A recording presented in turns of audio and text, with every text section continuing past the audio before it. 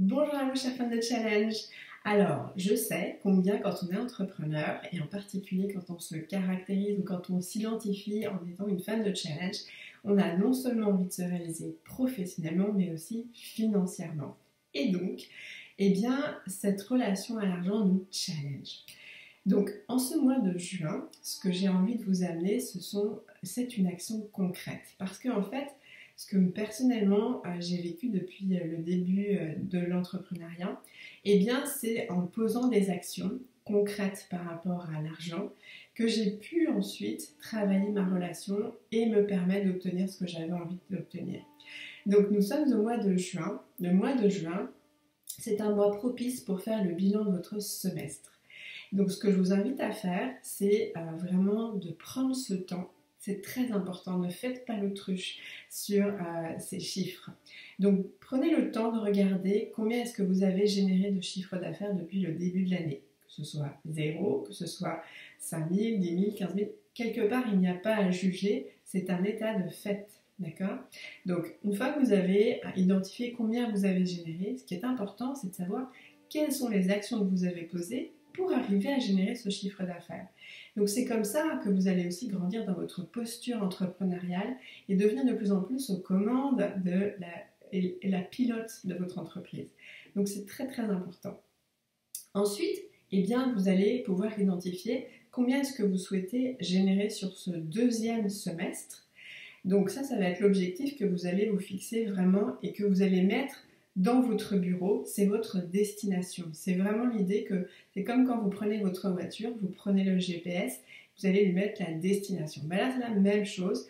Vous vous mettez en route vers l'obtention de ce chiffre d'affaires. Soit vous dites c'est le chiffre d'affaires du semestre, ou bien vous préférez faire que ce soit le chiffre d'affaires total de l'année. Peu importe ce qui vous motive, le plus important, c'est le chiffre qui vous motive. Et donc, évidemment, il faudra faire un suivi pour faire des points et puis les réajustements. Donc, vous savez que par rapport au semestre qui vient de se passer, quelles ont été les actions que vous avez posées qui vous ont généré le chiffre d'affaires actuel. Donc, pour toutes les actions que vous avez mises en place, eh bien, vous savez que vous avez à les planifier dans votre prochain semestre. Et du coup, voir peut-être celles qui vous ont amené plus de clients, donc peut-être faire plus régulièrement, ou bien améliorer la façon de faire. Je donne un exemple. Si par exemple vous avez sur ce semestre des webinaires qui vous ont amené des clients, eh bien peut-être que vous pouvez envisager de encore mieux peaufiner le nombre d'inscrites ou d'inscrits à vos webinaires. Ça vous augmentez le vivier de prospects et du coup votre capacité à avoir plus de clients. Donc c'est pas plus je fais d'actions, plus je vais avoir de clients. Non, c'est voir les actions qui étaient bonnes et qui ont été génératrices de clients. Et donc à maintenant faire des tunings, de l'amélioration qui fait que vous posez toujours la même action, mais vous avez amélioré le process. Donc du coup là, si on donne l'exemple des webinaires par exemple, c'est de faire en sorte qu'en amont, toute la communication vous permette d'augmenter significativement le vivier de prospects.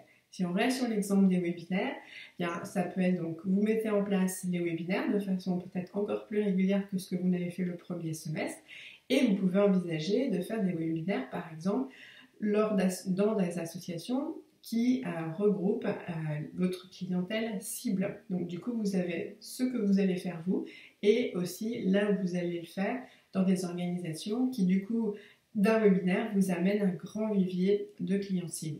Voilà un exemple. Donc l'idée, c'est vraiment d'être aux commandes, d'avoir des chiffres, des indicateurs, quel qu'il en soit de ce qu'on peut y donner comme jugement ou frustration ou contentement. Et ensuite, de vraiment perpétuer les actions qui ont été bonnes et les améliorer ou alors démultiplier dans d'autres horizons tels que l'exemple que je vous ai donné sur les webinaires. Voilà comment une des stratégies va vous permettre d'augmenter vos revenus sans vous épuiser. Voilà, d'où l'importance de ce bilan du mois de juin. Voilà, et bien j'espère que vous allez vous mettre à l'action. En tous les cas, c'est bien l'impulsion que je vous envoie et je vous dis à très bientôt. Au revoir.